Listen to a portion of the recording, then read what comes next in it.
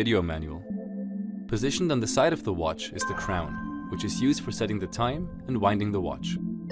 Although the watch is self-winding, when the crown is in this position, it can be wound forward for extra power.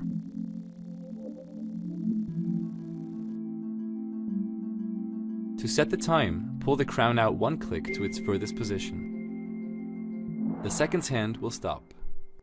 Turn the crown forward or backward to move the hour and minute hands to the desired time.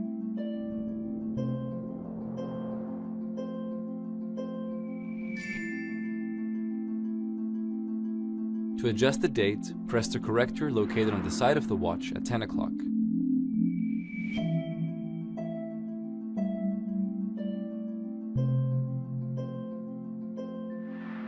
The chronograph is used for measuring time periods of up to 12 hours. To start or stop timing, press the upper pusher located at 2 o'clock.